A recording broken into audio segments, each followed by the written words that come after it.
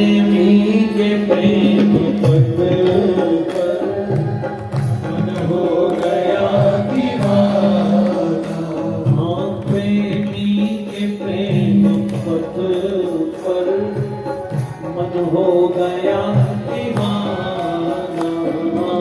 प्रेमी के प्रेम पथ पर मन हो गया दीवाना। भावना से समझाएंगे ये शब्द, प्रेम जिसके हृदय में है उसको आएंगे ये शब्द समझ। गाइए, ध्यान से सुनिए और समझिए। प्रेमी के प्रेम पथ पर मन हो गया दीवाना।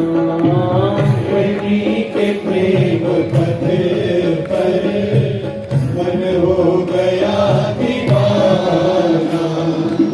प्रेमी के प्रेम पथ पर मन हो गया दीवाना। प्रेमी के प्रेम पथ पर मन हो गया दीवाना। मन हो गया दीवाना। मन हो गया दीवाना। अब तो लगन लगी है, अब तो लगन लगी है, मिट्टी में ही मिल जाना। अब तो लगन लगी है, मिट्टी में ही मिल जाना। हो प्रेमी के प्रेम पथ पर मन हो गया दीवाना। प्रेमी के प्रेम पथ पर मन हो गया दीवाना।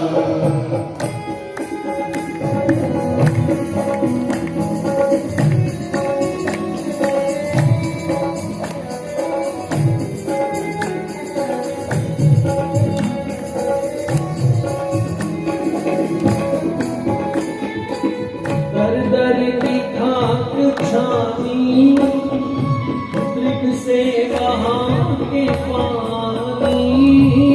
दर दर की खाक छानी, दृग से बहा के पानी।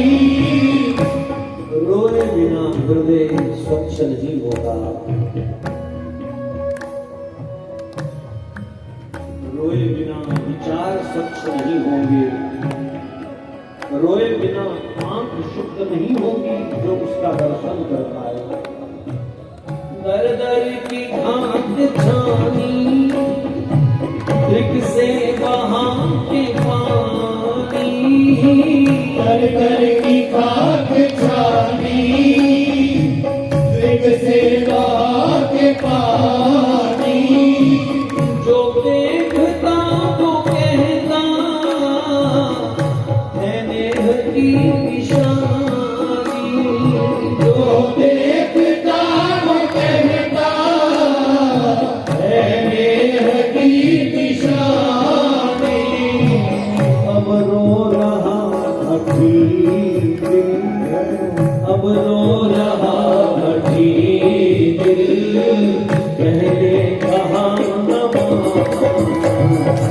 अब रो रहा हठी दिल, पहले कहा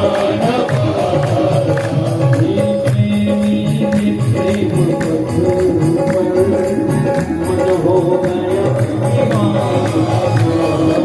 प्रेमी के प्रेम पथ पर मन हो गया दीवाना।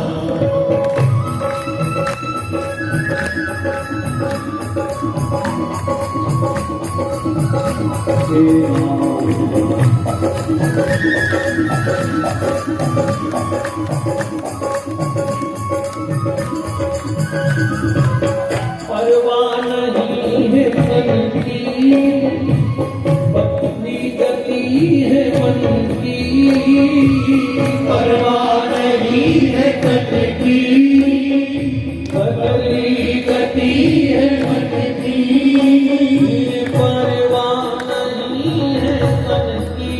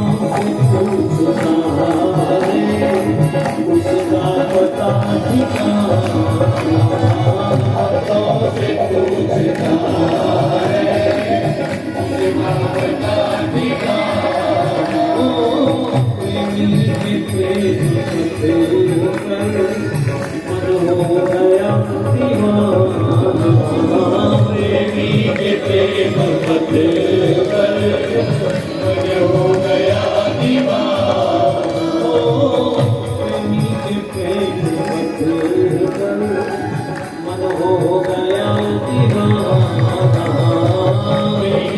प्रेम पद पर मन हो गया दीवाना। ओ अब तो लगन लगी है मिट्टी में ही मिल जाना, अब तो लगन लगी है मिट्टी में ही मिल जाना। राधे राधे गोविंद गोविंद राधे, राधे राधे गोविंद गोविंद राधे, राधे राधे गोविंद गोविंद राधे, राधे राधे गोविंद गोविंद राधे, राधे राधे गोविंद गोविंद राधे, राधे राधे गोविंद गोविंद राधे, राधे राधे गोविंद गोविंद राधे, गोविंद गोविंद राधे, राधे राधे गोविंद गोविंद राधे, राधे राधे गोविंद गोविंद राधे, राधे राधे गोविंद गोविंद राधे, राधे राधे गोविंद गोविंद राधे, राधे राधे गोविंद गोविंद राधे, राधे राधे गोविंद गोविंद राधे, राधे गोविंद गोविंद राधे,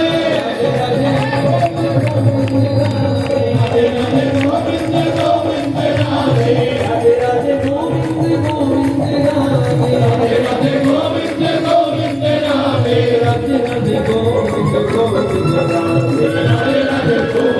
गोविंद राधे, राधे राधे गोविंद गोविंद राधे, राधे राधे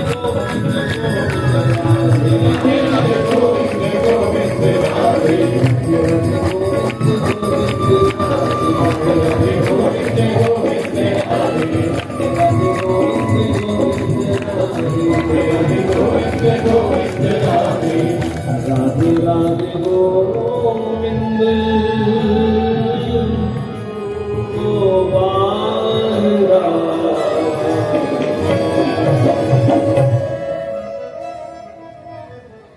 पत्तों से पूछता है उसका पता ठिकाना,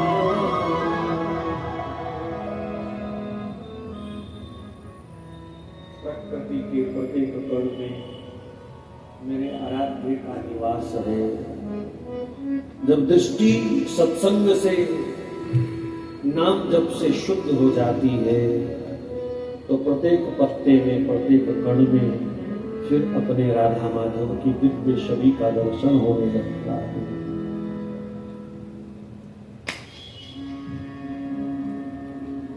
महाराजा अम्बरीश कुछ ऐसी प्रकृति के परम भक्त हैं। हाथों से हरि मंदिरों में मार्जन, पैरों से दौड़ दौड़ करके मंदिर में कथा कीर्तन में जाना, आंखों को भगवान के दर्शन में लगा रखा है, कानों को कथा कीर्तन श्रवण में लगा रखा है, जीवा को राधा माधव का नाम जपने में लगा रखा है। इस प्रकार अपने शरीर के समस्त अंगों का, इंद्रियों का उन्होंने भगवान में विनियोग कर रखा है। यह है असली इन्वेस्टमेंट। रुपए पैसे की इन्वेस्टमेंट में हम बहुत सावधानी से विचार करते हैं, कहाँ पैसा लगाएं कहाँ ना लगाएं। अरे भैया, इन इंद्रियों को कहाँ लगाएं, कभी ये भी तो विचार करो बैठ करके। इनको कहाँ इन्वेस्ट करना, इनको तो वेस्ट कर रहे हैं। तो जीवा की इन्वेस्टमेंट नाम गाने में, कानों की इन्वेस्टमेंट कथा कीर्तन श्रवण में, आंखों को इन्वेस्ट कहाँ करना है, भगवान के दर्शन में, प्रत्येक कण में भगवान का दर्शन। माथा इन्वेस्ट हो भगवान के चरणों में पड़ा है। पैरों की इन्वेस्टमेंट क्या है, दौड़ दौड़ करके जाओ भगवान के दर्शन के लिए। राधा राधा गावे जहां, दौड़ दौड़ जाओ प्यारे, दौड़ दौड़ जाओ प्यारे। यह है पैरों की इन्वेस्टमेंट। और इस मामले में महाराजा अम्बरीश का जो ग्राफ है बहुत ऊंचा है। उनकी मार्केट कभी डाउन नहीं हुई। तो पुत्रोत्र लाभ प्राप्त कर रहे हैं। उनकी धर्म पत्नी भी पतिपरायणा है और धर्म कार्यों में सदा पति का सहयोग करती है। स्त्री का कर्तव्य है पति को धर्मपरायण बनाए, लेकिन कभी भी पति के भजन में वो बाधा ना बने। ऐसे ही पति पत्नी के भजन में बाधा ना बने, एक दूसरे के पूरक बन करके अगर दोनों भजन करेंगे तो पुत्रोत्तर वृद्धि होती है। इसलिए आज पैसों का मिलान किया जाता है, स्टेटस का मिलान किया जाता है, वैष्णवता का मिलान नहीं करते लोग, भजन भाव का मिलान नहीं करते लोग,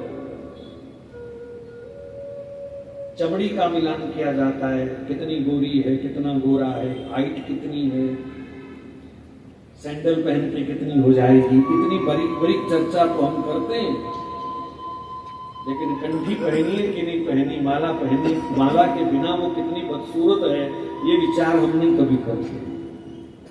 हाथों में चूड़ियां तो पहनती है पर हाथों में कभी माला नहीं लेती या नहीं लेता, इस बात पर भी विचार करना चाहिए। इसीलिए खानदान देखे जाते थे, इसीलिए वैष्णवता देखी जाती थी। पुराने लोग इन बातों का ज्यादा ध्यान रखते थे और भले ही कच्चे मकानों में रहते थे पर हमसे कई गुना अधिक वो सुखी थे, क्योंकि हर घर में भजन भाव था, ठाकुर सेवा।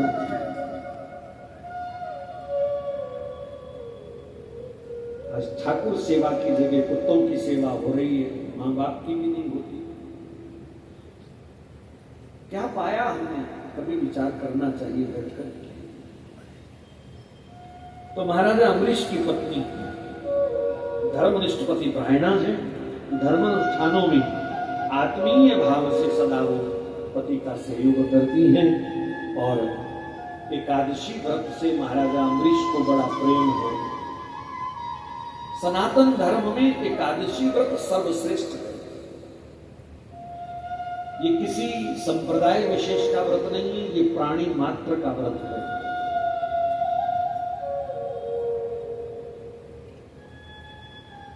थोड़े दिन पहले हमसे किसी ने प्रश्न पूछा, हम तो महाराज एकादशी व्रत इसलिए नहीं रखते कि घर में अन्न नहीं बनेगा तो ठाकुर जी को भोग क्या लगाएंगे।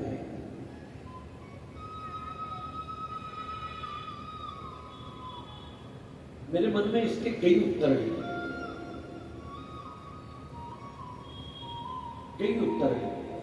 लेकिन सब उत्तरों को नहीं खोलूंगा, किसी को बुरा भी लग सकता है। फलाहार में भी ऐसे बहुत सारे पदार्थ बनाए जा सकते हैं जिनको ठाकुर जी प्रेम से पाएंगे। ठाकुर जी ये तो नहीं पूछते कि आटे की परोठी बनी है कि चावल बने कि भात बने, वो तो तुम्हारे, एक बात याद रखना, ठाकुर जी कभी नहीं खाते। खाता कौन है? भोगी है जो। ठाकुर जी भोगी नहीं है। ठाकुर जी केवल तुम्हारे प्रेम का, भाव का दर्शन करते हैं उसमें। ठीक है, कुछ भक्तों के साथ लोगों का विश्वास मजबूत करने के लिए, जैसे हमने कल धन्ना का नाम लिया, नामदेव का दूध पी गए भगवान, धन्ना की रोटी खा गए भगवान, लोगों की आस्था बनाए रखने के लिए भगवान कभी कभी ऐसा सैंपल देते रहते हैं भक्तों को। लेकिन मेरा मानना है कि भगवान खाते नहीं, क्योंकि भगवान भोगी नहीं है, उनका पेट हमारी तरह नहीं है जिसको हर समय कुछ ना कुछ खाने को चाहिए। चलो ठीक है, नियम है ठाकुर जी को भोग लगाने का, तो भैया भोग कई प्रकार से बनता है। हमारे गोवर्धन के परम पूज्य विद्या भानु जी महाराज ठाकुर जी के चरणों में विराज गए, वो भंडारा ही एकादशी का करते थे। एकादशी वाले दिन ये भंडारा करते थे। पूरी गोवर्धन परिक्रमा के संत, दंडोती वाले महापुरुष सब वहां प्रसाद पाने आते थे और महाराज वो जो प्यार से एकादशी फलाहार के पकवान बनाते थे, पेट तो क्या आत्मा भी तृप्त हो जाती थी। तो हम भगवान को कई प्रकार से बना के पवा सकते हैं। दूसरी बात, अगर आपको लगता है कि ठाकुर जी अन्न खा के ही खुश रहते हैं तो आप अन्न का भोग लगा दीजिए। फिर कहोगे जी उनको भोग लगाया, हमने नहीं खाया तो अन्न का तिरस्कार हो गया। तो मेरा निवेदन ये है हाथ जोड़ करके कि क्या उस भोग का सम्मान पूरी थाली अंदर जाएगी तभी होगा ना। आप एक कर्ण लेकर के उसमें से और प्रसाद भाव से उसको ले लीजिए। हम एकादशी वाले दिन भी जगन्नाथ जी के चावल का प्रसाद पाते हैं। कई वर्षों से नहीं, जब जगन्नाथ जी में पहली कथा हुई थी तब से ये नियम चल रहा है। रोज लेना है एक कण, तो एकादशी वाले दिन भी लेते हैं हम। तो क्या उससे हमारा व्रत भंग हो जाता है? तो प्रसाद तो किनका होता है? ठाकुर जी को भोग लगाया आपने 20 परांठे, तो 20 के 20 अंदर जाएंगे तभी क्या प्रसाद का सम्मान होगा? क्या आप भोग की थाली को दंडवत प्रणाम करके उसका सत्कार नहीं कर सकते? क्या तुम्हारे फ्रिज में 4-4 दिन दाल सब्जी नहीं पड़ी रहती?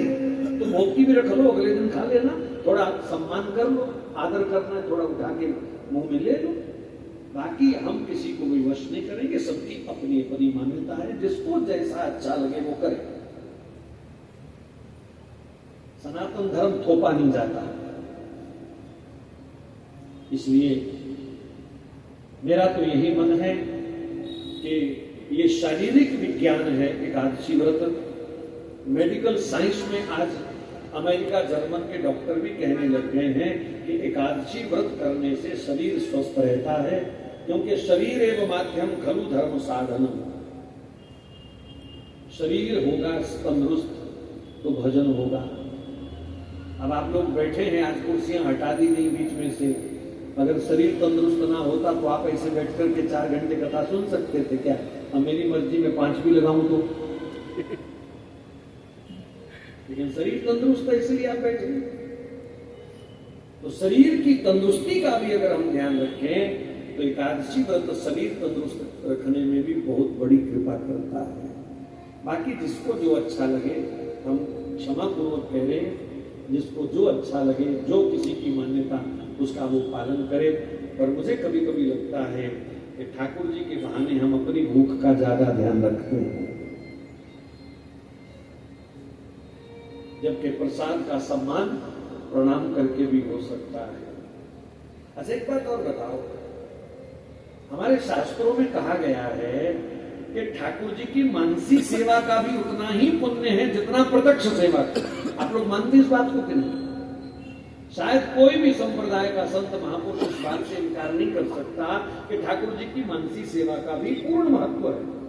भक्तमाल में कथाएं हैं कि जो लोग प्रत्यक्ष पकवान बना के भोग नहीं लगा पाए, उन्होंने ऐसे मानसिक स्वरूप से ही ठाकुर जी को भोग लगाए और ठाकुर जी ने डकार मार के दिखा दिया कि मैं तृप्त हो गया। तो अगर ठाकुर जी को अन्न का भोग लगाना जरूरी है तो आप मानसिक रूप से लगा लीजिए। अगर आपका प्रेम सच्चा है, भावना शुद्ध है, प्रबल है, तो ठाकुर जी आपका मानसिक भोग भी स्वीकार कर सकते हैं। जरूरी नहीं है कि 10-20 परांठे ही सामने रखेंगे तो ही ठाकुर जी को भोग लगेगा।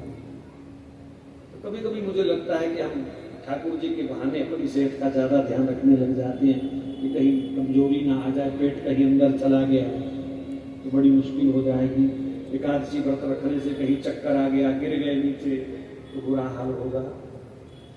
मैं तो भागवत जी के बल पर कह रहा हूं, जब इस अम्बरीश जी ने एकादशी व्रत किया है, लाखों वैष्णव जन प्रारंभ से ही इस व्रत को कर रहे हैं, तो आज ऐसा प्रश्न क्यों आया कि हम एकादशी से परे चले जाएं?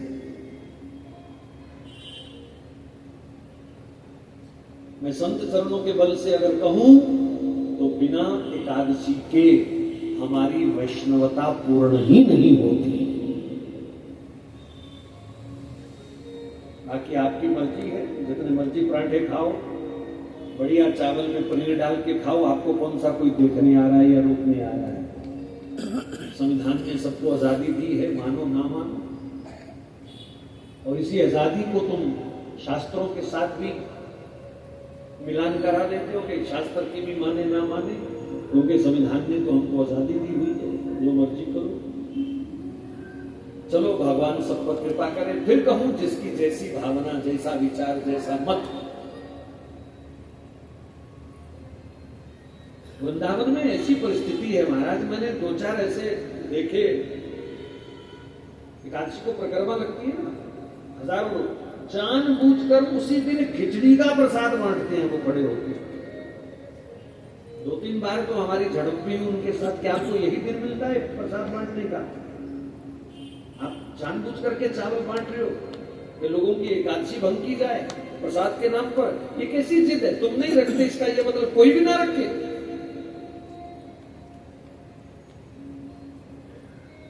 अब पता नहीं क्या हाल है, क्योंकि उस दिन तो हमने फिर थोड़ा सा पंजाबी रूप दिखाया था उनको। अगली बार ये पतीला लेकर के यहाँ बैठे तो भरा भरा पतीला तेरे सिर पे टोपी बना दूंगा, फिर मत कहना। क्या करें?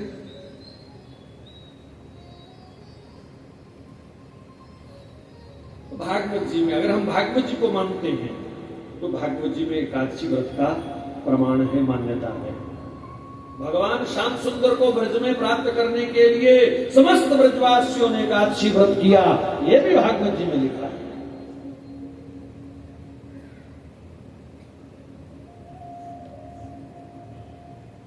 एकादशी के बिना भगवत प्राप्ति कैसे संभव है? बाकी फिर भी मैं कहूं आपकी जो मर्जी। तो राजा अम्बरीश एकादशी व्रत को बहुत महत्व देते थे। एक बार उन्होंने 1 वर्ष की एकादशी का संकल्प लिया। इसका ये अर्थ ही लूंगा मैं कि 365 दिन को ही एकादशी मान लिया। निर्जल निराहार व्रत किया, और व्रत भी कहां किया? ब्रज भूमि में, यमुना जी के किनारे, श्री धाम वृंदावन में। सारा दिन कथा कीर्तन रासलीला, दिव्य एकादशी संकीर्तन उत्सव के रूप में 1 वर्ष कैसे बीत गया, कब बीत गया पता ही नहीं चला। द्वादशी तिथि आई, हजारों संतों ब्राह्मणों को जिमाया गया, खूब प्रेम से प्रसाद पवाया, खूब दान दक्षिणा देकर के सबको विदा किया। और जब स्वयं भोजन करने के लिए बैठे, प्रथम ग्रास मुख की तरफ जा रहा था, सामने से दुर्वासा ऋषि पधार गए। तुरंत वो ग्रास नीचे छोड़ के हाथ धोए और उनको दंडवत प्रणाम किया, उनका स्वागत किया और कहा, ये महाराज मेरा एकादशी अनुष्ठान आपके पधारने से सफल हो गया, प्रसाद पाओ। दुर्वासा जी ने कहा, हाँ भूख लग रही है, प्रसाद पाने की इच्छा है, परंतु वृंदावन आया हूं तो यमुना स्नान तो कर लूं, पहले संध्या वंदन तो कर लूं कि आते ही खाने बैठ जाऊं। क्यों जी, आप लोग क्या करते हो वृंदावन जा करके? थैला पटकते ही जरा चाय पिला दीजिए, थक गए हैं, गर्मा गर्म नाश्ता क्या है आज? वास्तव में लोग पूछते हैं, इसलिए मैं बता रहा हूं। जबकि नियम कहता है स्नान करो, संध्या वंदन करो, ठाकुर जी के लिए आए हो तो पहले ठाकुर जी से बात कर लो, तत्पश्चात आओ प्रभु। परम पूज्य स्वामी श्री महेशानंद जी महाराज हमारे बीच आज पधारे, महेशपुरी जी महाराज।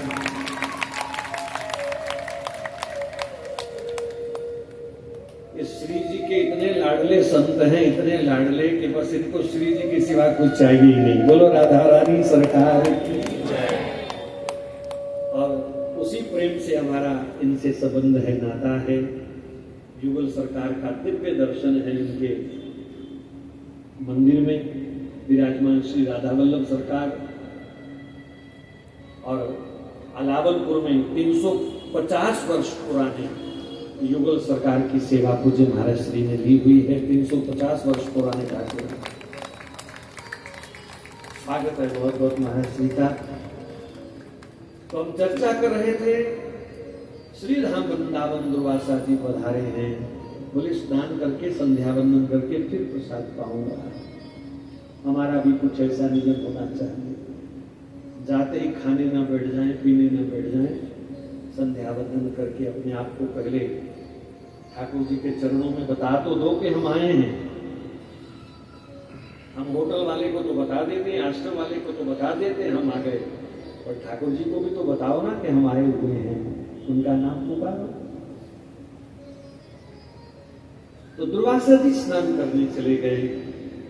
अब स्नान के पश्चात विधिवत ध्यान वंदन ना हो, भजन ना हो, तो काहे का स्नान? वृंदावन भूमि हो, यमुना जी का किनारा हो और दुर्वासा जी का मन भगवान की लीलाओं में रमन ना करे, तो फिर वृंदावन जाने का लाभ ही क्या है? घर में भजन करने से 10 गुना अधिक फल है मंदिर में भजन करना, मंदिर से 10 गुना अधिक फल है तीर्थ में भजन करना, तीर्थ से 10 गुना अधिक फल है किसी नदी के किनारे बैठ करके भजन करना, और उन सब से 10 गुना 100 गुना अधिक फल है गौशाला में गौ माता के पास बैठ करके भजन करना, गोष्ठ में बैठ करके भजन करना। इसलिए अपनी भजन की रीति को अगर बदलना चाहते हो तो थोड़ा बदलिए। गौ माता के सानिध्य में बैठ करके, गौशाला में जहां गौ माता के चरण पड़ रहे हैं, गौ माता के चरणों की रज है, उस रज में बिना आसन के भी बैठो तो महाराज वृंदावन के भजन से भी 100 गुना अधिक फल आपको उस भजन का प्राप्त होगा। अब कुत्ते को गोद में लेके भजन करने का क्या फल है, ये यमराज से पूछना, मैं नहीं बता सकता।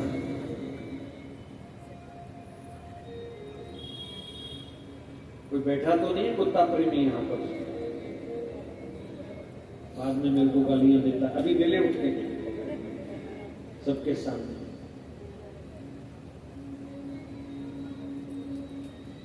भजन कर रहे हैं, दृष्टि कुत्ते पर है, क्या लाभ है? भजन कर रहे हैं, कुत्ते को भी एक हाथ से प्यार कर रहे हैं, क्या लाभ है? जिंदगी बर्बाद है। गौ माता के सानिध्य में, गोचर भूमि में, गौशाला में हजारों गुना अधिक लाभ है भजन का। तो दुर्वासा जी भगवान के भजन में लीन हो गए। द्वादशी का व्रत पारण का समय हो रहा था।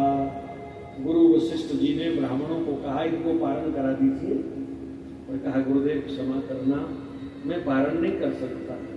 आमंत्रित साधु ब्राह्मण को, आमंत्रित मतलब जिसको हमने भोजन के लिए बोला है, बुलाया है, उसको पवाए बिना हम पा नहीं सकते। ये हर गृहस्थी का नियम होना चाहिए।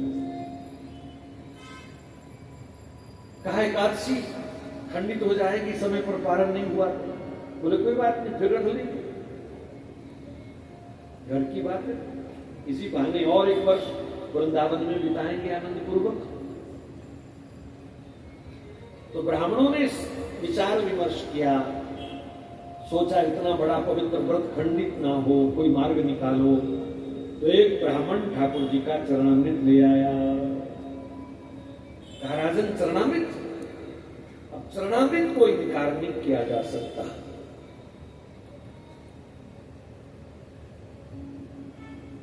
क्योंकि वो जल नहीं है, वो चरणामृत है। कल लंगर में क्या क्या बना था? जिन्होंने लंगर पाया कल थोड़ा सा बताओ मुझे, कल क्या क्या बना था उसमें? बोलो, संकोच मत करो, आपके काम की बात बता रहा हूं। क्या? अरे बोलते क्यों नहीं? खीर खीर खीर आई है, और पूरी, और खीर, पूरी, सब्जी, पकौड़े भी थे। अच्छा, और सब्जी कौन सी थी? आलू की। बस फेल हो आप सब।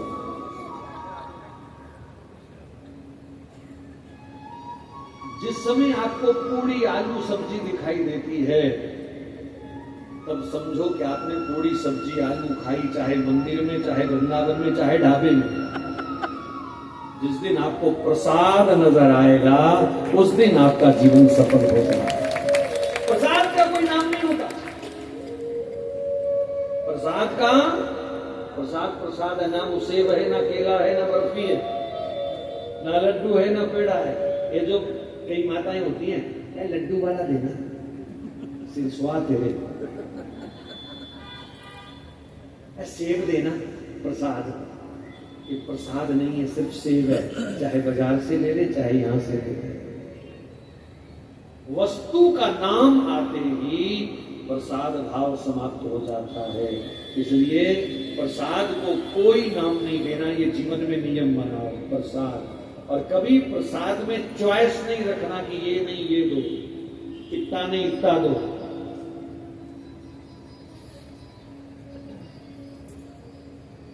और कभी प्रसाद में लोभ नहीं करना। आपने लिफाफा भर लिया, मान लो वो तो किसी और के पेट में जाना था, आप भर के ले गए, इसका परिणाम जानते हो? जिसके हिस्से का तुमने खाया उसके जीवन के सब दुख आपको मिलेंगे। मैं बड़ी जिम्मेवारी से कह रहा हूं, आपने पाया अच्छी बात है, लेकिन लोभ के कारण आपने थैला भी भर लिया, लिफाफा भी भर लिया कि चलो सुबह का नाश्ता भी हो जाएगा। वो तो किसी और के हिस्से का था, वो तुम ले गए। और याद रखना, उसके जीवन के दुख भी तुम्हें उस रोटी के साथ खाने पड़ेंगे, क्योंकि प्रसाद तो तुम लेके नहीं गए, तुम तो सुबह का नाश्ता लेके गए हो। प्रसाद तो वही होता है जहां मिला वहीं पा लिया, बस। ये जो कहते हैं ना बच्चों के लिए दे दो, बहू नहीं आई उसके लिए दे दो, ये लोभ है। प्रसाद उसी के लिए जिसने कथा श्रवण की है, और जहां प्रसाद मिला वहीं पालो। ले जाना है तो कण भर ले जा सकते हैं, प्रसाद लिफाफे में, थैले में, टिफिन में नहीं जाता।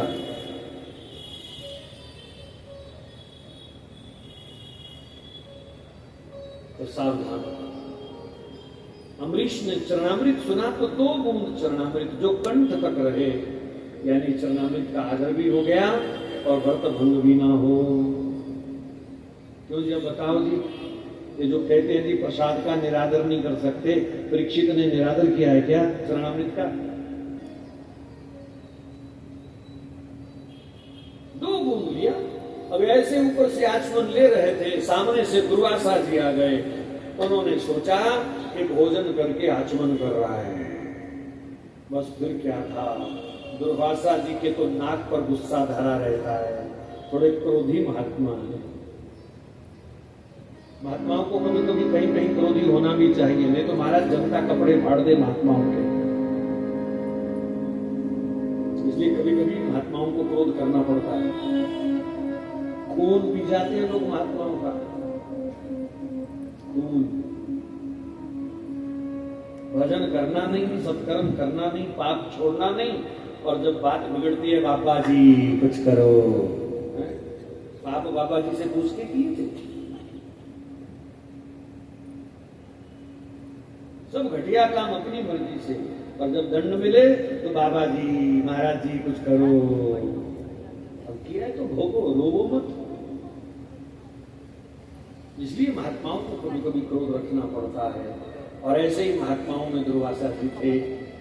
महाराज उन्होंने एकदम जो मुंह में आया बोलते गए परीक्षित को, और फिर काल कृत्या प्रकट करी, ऐसे जटा में थे।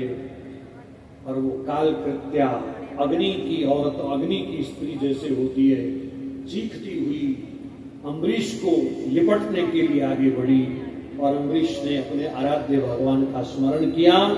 सुखदेव जी कहते हैं, भक्त वत्सल भक्त तत्पर भगवान एक क्षण भी भक्त की रक्षा में देरी नहीं करते।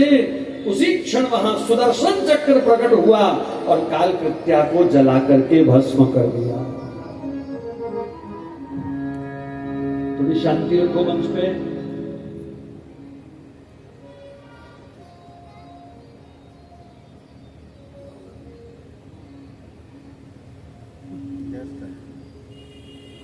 बाल कृष्ण भगवान की जय। उस काल विद्या को ही भस्म कर दिया।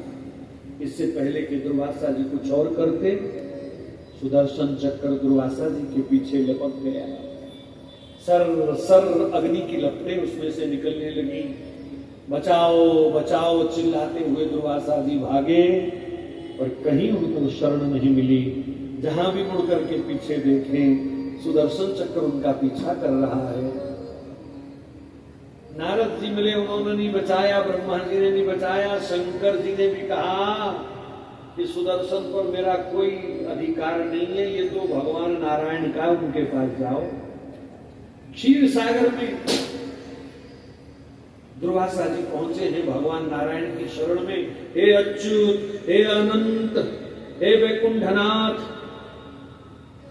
हे सर्वेश्वर, आप ही संतों के एकमात्र रक्षक हैं, आप ही संतों का जीवन धन है, आप मेरी रक्षा करें। आपका सुदर्शन चक्र मुझे मारना चाहता है प्रभु, आपका प्रभाव नहीं जान पाया, आपके भक्त का प्रभाव नहीं जान पाया, मेरे से अपराध हो गया प्रभु, क्षमा करो, क्षमा करो प्रभु।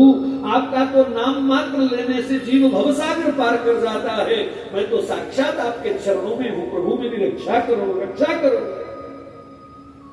भगवान ने दुर्वासा जी की बात तो सुनी, लेकिन आंख नीचे रखी। भगवान शेष शैया पर लेटे हैं तो उसी मुद्रा में लेटे रहे।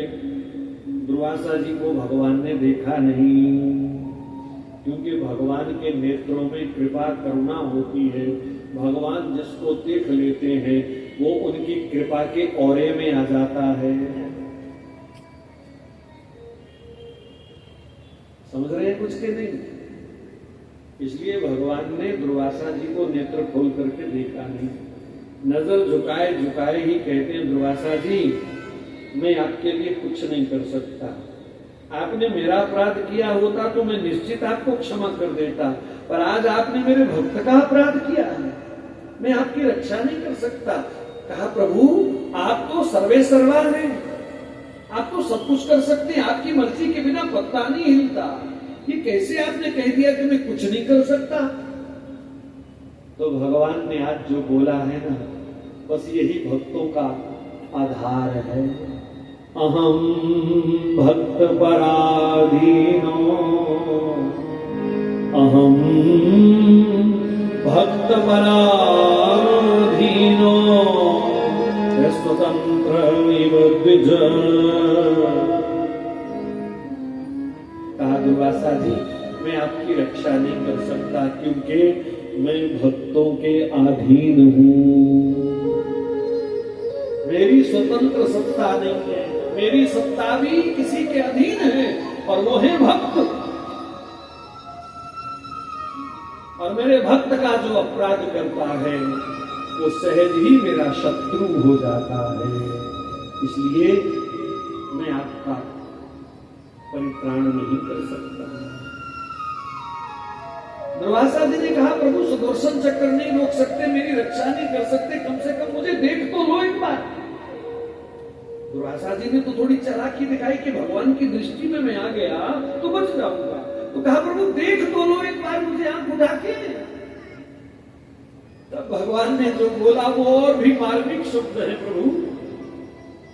कहा मैं आपको देखूं जो अपनी विद्या और तपस्या के बल पर घमंडी हो गया, क्रोधी हो गया, मैं उस दुर्वासा को देखूं या अपने उस लाडले अम्बरीश को देखूं जिसने मेरे प्रेम में कभी अपने पुत्र को, पत्नी को, अपने राज्य को, संपत्ति को, यहां तक कि अपने शरीर तक को नहीं देखा।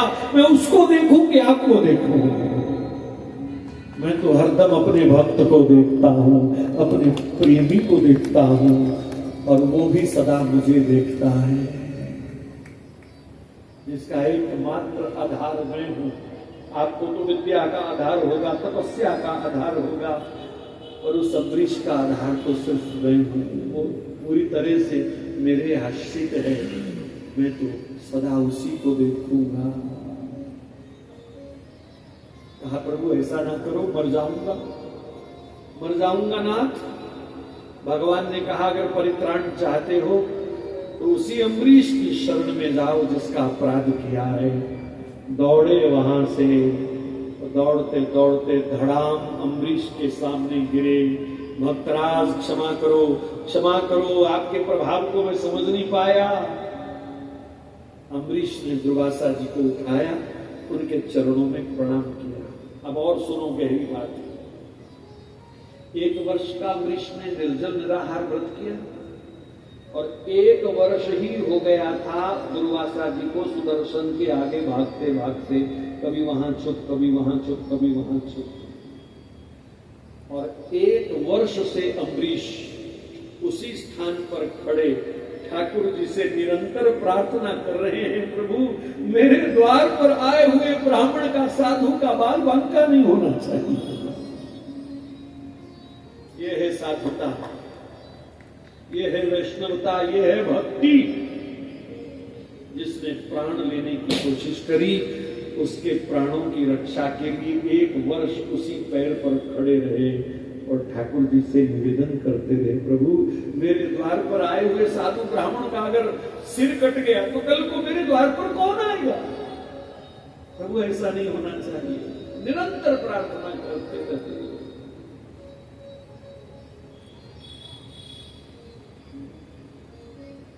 उधर दुर्वासा क्षमा मांग रहे हैं, लेकिन इधर अम्बरीश क्षमा मांग रहे हैं, नहीं नहीं प्रभु गलती मेरी है, मेरे घर आने से आपको इतना कष्ट भोगना पड़ा।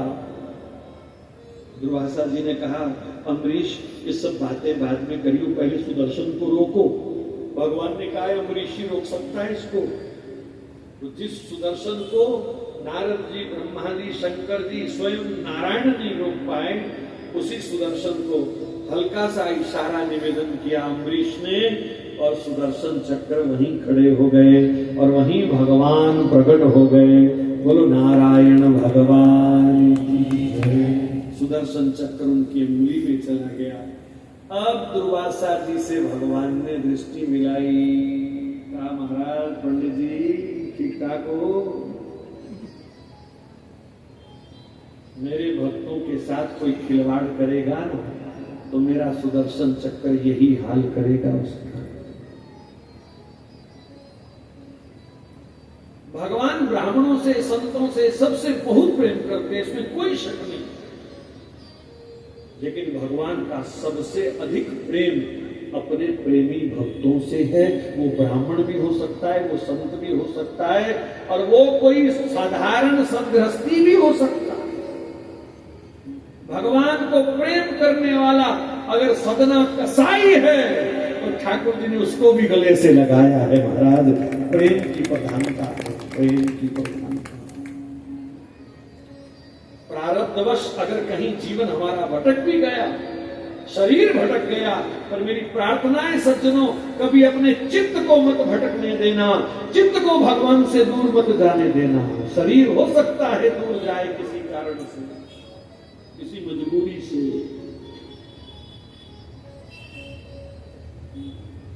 चित्त सदा चिंतन में रहे, चित्तचोर के चिंतन में रहे। ऐसे भक्तों का सदा भगवान मान करते हैं। महाराज सदना के लिए जगन्नाथ जी ने अपनी पालकी भेजी है।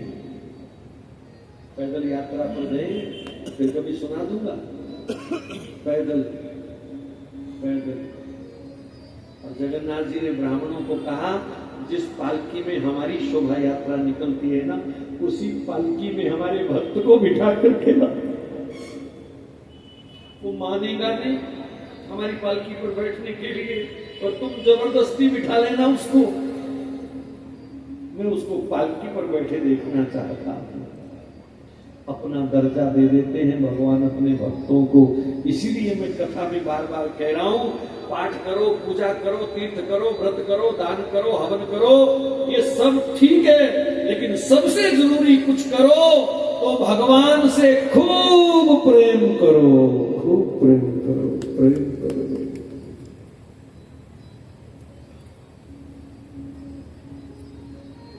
अब कैसे पता चले कि प्रेम है कि नहीं? कोई बाजार में थर्मामीटर मिलता है जो बता सके? रामचरितमानस में थर्मामीटर बताया तुलसीदास जी ने। मम गुण गावत पुलक शरीरा, गद गद गिरा नयन बहनीरा। 3 स्टेज है। ठाकुर जी का गुणगान गाते सुनते, माला जपते, मंत्र जपते, ठाकुर जी का दर्शन करते, सारा शरीर रोमांचित हो, शरीर रोमांचित होने लगता है। दूसरी स्थिति, कंठ अवरुद्ध होने लग जाए। तुम मंत्र बोलना चाहते हो, तुम कीर्तन बोलना चाहते हो, पर आवाज बार बार रुकने लग जाए, मानो कुछ फंस गया है कंठ में। और तीसरी स्टेज, आंखों से अविरल अश्रुधारा गिरा रहे जो मौन। जब गिरा जीवा मौन हो जाती है, गिरा रहे जो मौन, अश्रु बहे देख निशानी, प्रेम की अकथ कहानी। ये जो लोग ज्यादा शोर मचाते हैं ना, हमारा तो बड़ा प्रेम है ठाकुर जी से। ठीक है, कोई एक आध जगह हो सकती है जहां हम ऐसी बात कर सकते हैं, हमारा बड़ा प्रेम है ठाकुर जी से, हम तो वृंदावन के बिना रह नहीं सकते। सब झूठ बोलते हैं। प्रेम की अकथ कहानी, प्रेम को जो कहे वो गूंगा, प्रेम को जो सुने वो बहरा। ये कहने का विषय नहीं है, ये केवल आत्मानुभूति है, अपने भीतर की अनुभूति है। गूंगे के गुड़ का स्वाद है, गूंगा रसगुल्ला खा के क्या स्वाद बताएगा, और जो स्वाद बता रहा है वो गूंगा नहीं है। ऐसे ही प्रेमी जब प्रेम का रसास्वादन करता है तो गूंगा होना जरूरी है। अगर बोल पड़ा तो समझो थोथा है। हम तो ये, हम तो वो, हम तो ये, हम तो वो।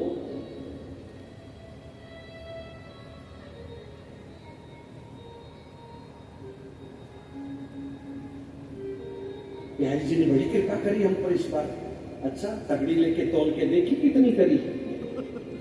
अगर बिहारी जी ने कृपा की होती तो तेरी निंदा चुगली छूट गई होती, तेरी दोस्त दृष्टि छूट गई होती, तेरी भटकन समाप्त हो गई होती। आज भी मान अपमान की हर छोटी सी चिंगारी तुम्हें जला रही है। आज भी स्तुति सुनकर के प्रशंसा सुनना तुझे अच्छा लग रहा है। ये बिहारी जी की कृपा के लक्षण नहीं है। उनकी कृपा पाने के बाद सच कहूं कोई बोल नहीं पाया, और जो बोलता है ना बस समझो कुछ नहीं है उसके पास।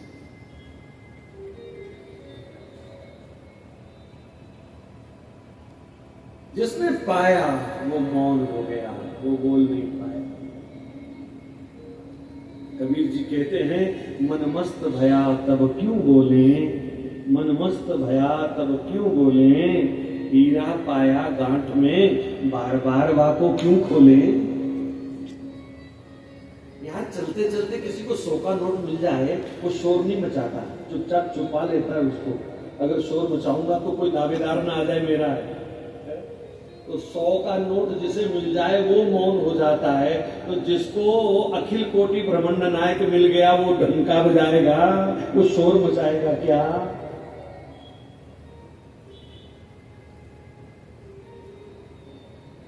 महाराज सच कहूं, ये भीतर ही भीतर सुख लेने का सौदा है, ये भीतर ही भीतर घुटने का सौदा है, ये भीतर ही भीतर घोटने वाला सौदा है, ये भीतर ही भीतर लुटने वाला सौदा है।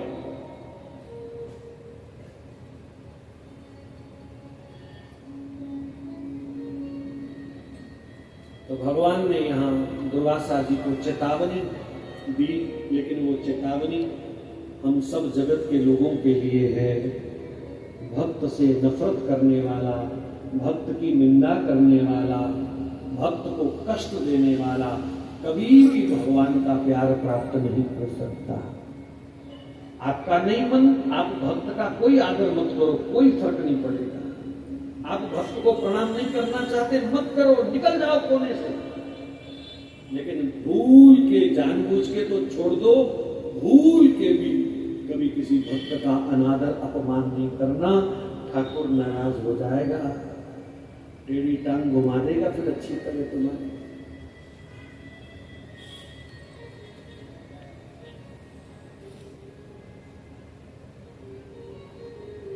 कोई कंठी माला वाला दिख जाए, जैसे आजकल के लोग मजाक करने लग जाते हैं।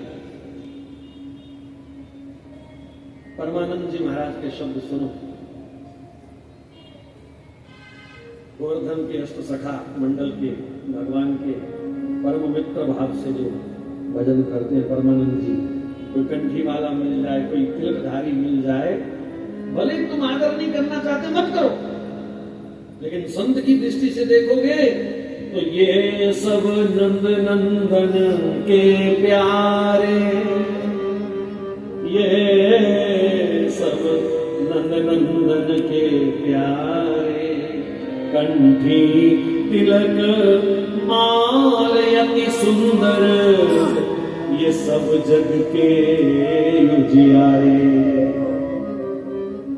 धन्य भाग मेरे पुण्य उदय भय, जो ये मेरे पधारे, परमानंद प्रभु इनके ऊपर, तन मन धन सब वारे, ये सब नंद नंदन के प्यारे,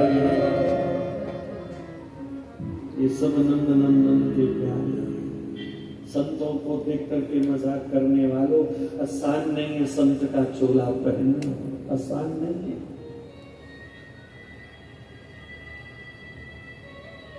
तुम हर 15 दिन बाद 1000 2,000 रुपया हेयर स्टाइल पर खर्च कर देते हो, लेकिन ठाकुर के प्रेम में रुंड मुंड होना कोई मजाक नहीं है।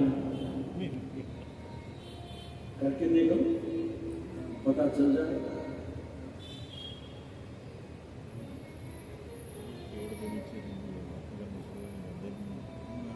औरों के घर में लगी आग तो देखी होगी,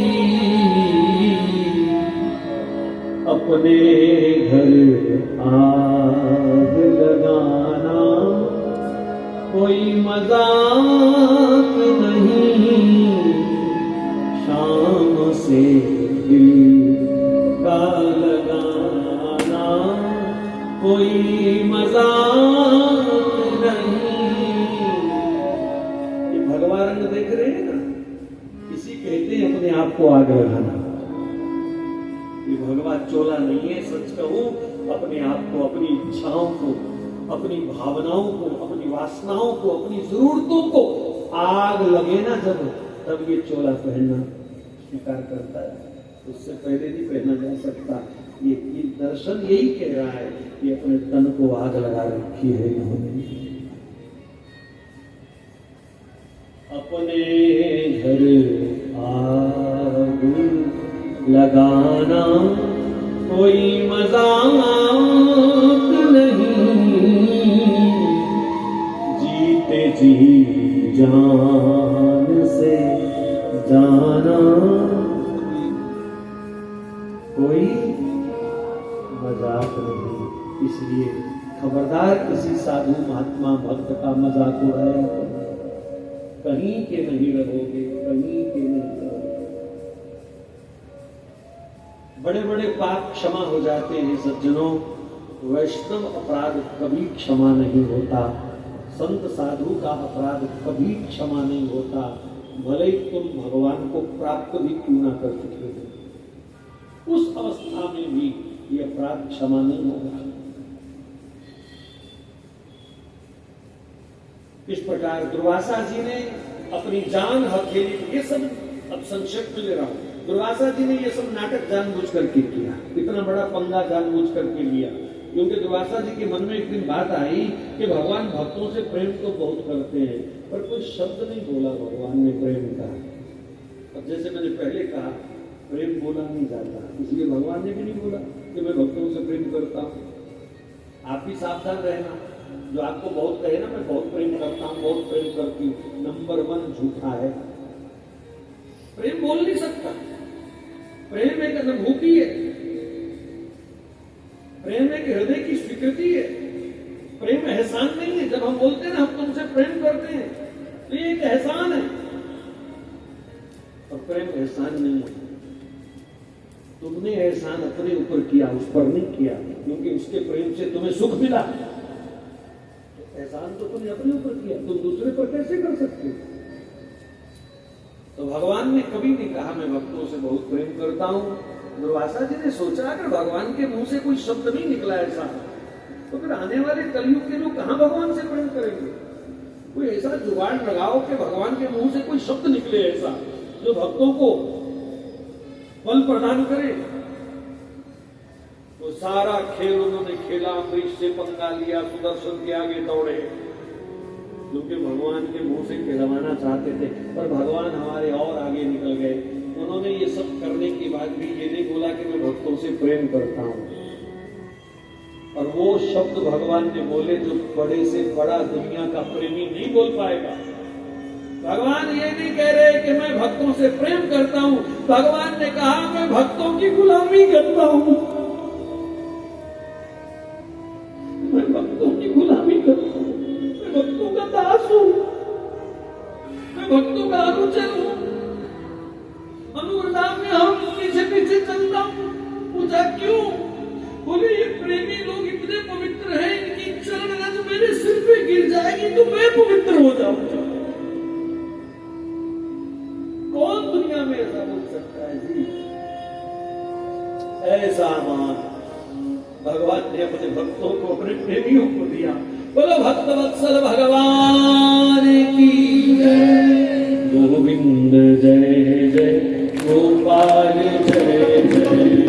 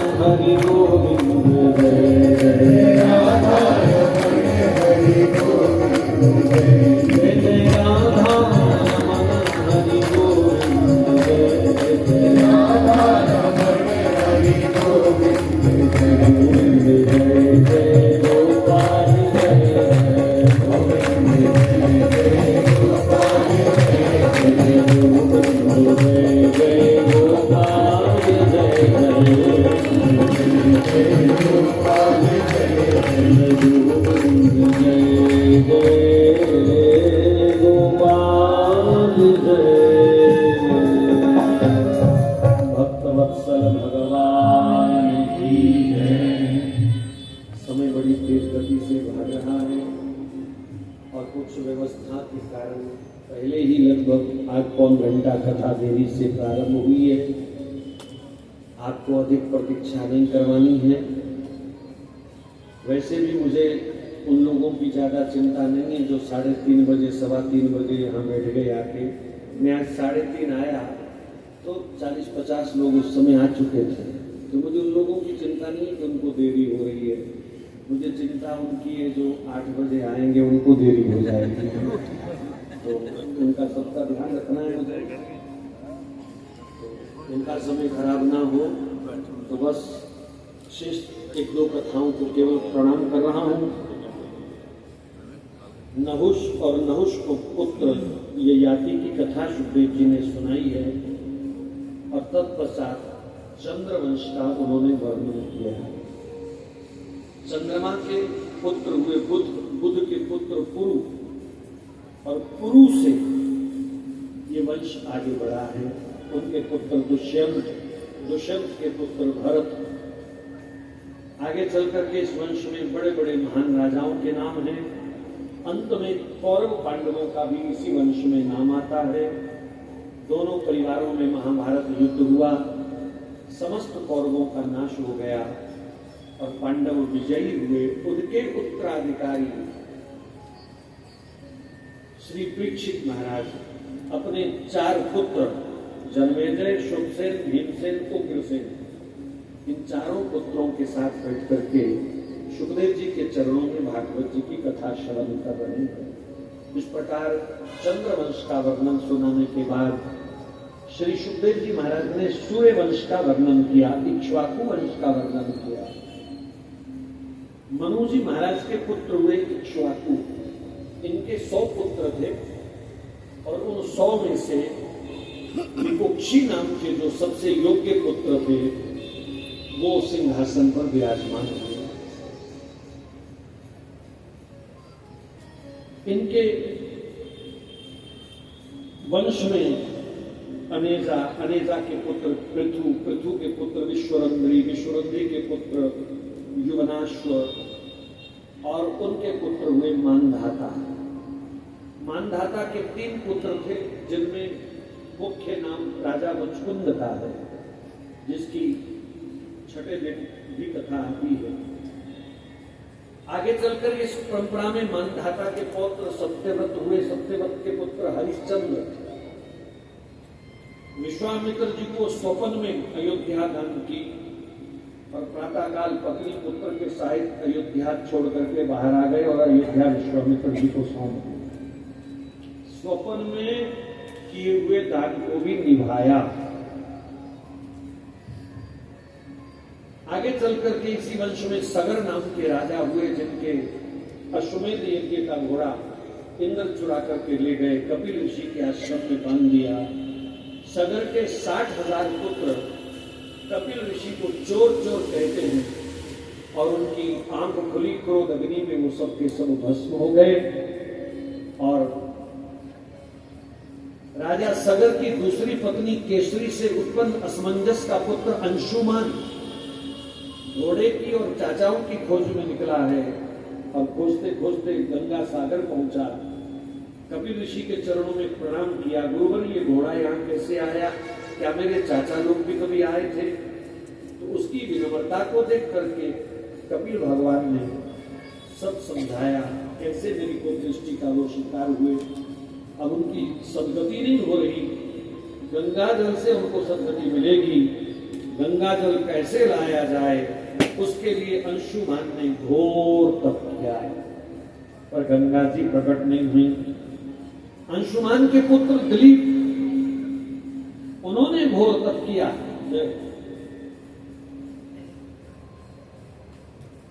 श्री हनुमान जी महाराज की जय। श्री राम जय राम जय जय।